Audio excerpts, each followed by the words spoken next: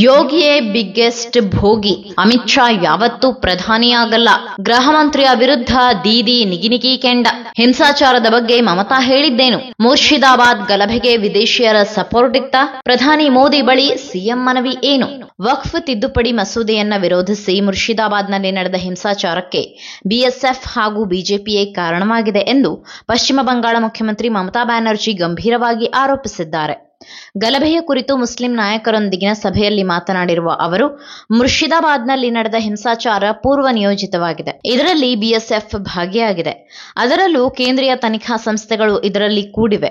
ಆದರೆ ಈ ಹಿಂಸಾಚಾರದಲ್ಲಿ ಬಾಂಗ್ಲಾ ಭಾಗಿಯಾಗಿದೆ ಎಂದು ಹೇಳುವ ಕೇಂದ್ರ ಸರ್ಕಾರದ ಬಳಿಯೇ ಗಡಿಯ ರಕ್ಷಣೆಯ ಜವಾಬ್ದಾರಿ ಇದೆ.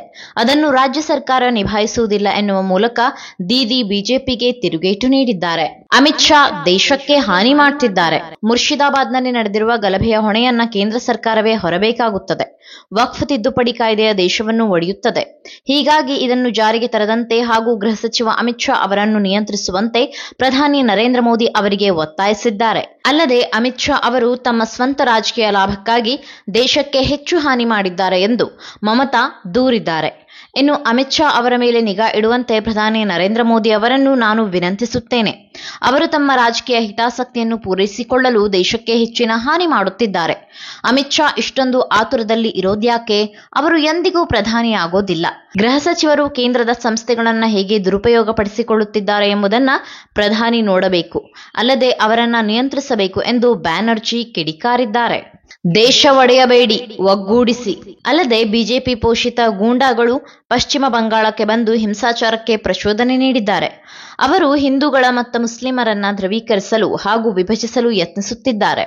ದೇಶವನ್ನು ಹೋಳು ಮಾಡಬೇಡಿ, ಬದಲಿಗೆ ಅದನ್ನ ಒಗ್ಗೂಡಿಸಿ. ಹೊಸದಾಗಿ ಜಾರಿಗೆ ತಂದಿರುವ ವಕ್ಫ್ ತಿದ್ದುಪಡಿ ಕಾಯ್ದೆ ದೌರ್ಜನ್ಯ ಮತ್ತು ಒಕ್ಕೂಟ ವ್ಯವಸ್ಥೆಯ ವಿರೋಧಿಯಾಗಿದೆ.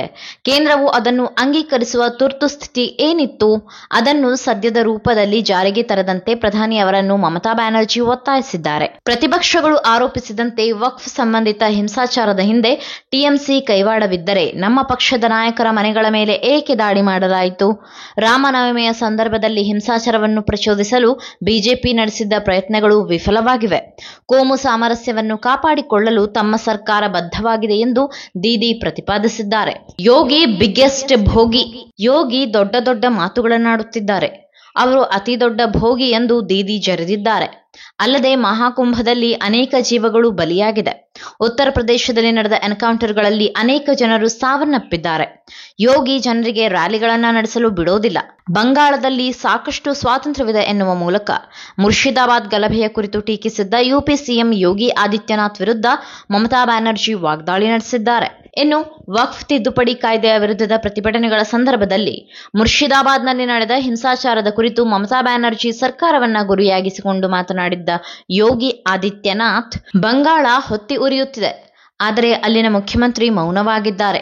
ದೊಂಬಿಕೋರರಿಗೆ ದಂಡವೊಂದೇ ಚಿಕಿತ್ಸೆ. ಗಲಭೆಕೋರರನ್ನು ಶಾಂತಿ ರಾಯಭಾರಿಗಳು ಎಂದು ಕರೆಯುತ್ತಿದ್ದಾರೆ. ಲಾತೋಂ ಕೆ ಭೂತ್ ಬಾತೋಂ ಸೆ ಕಹಾ ಮಾನ್ನೆ ವಾಲೆ ಹೈ.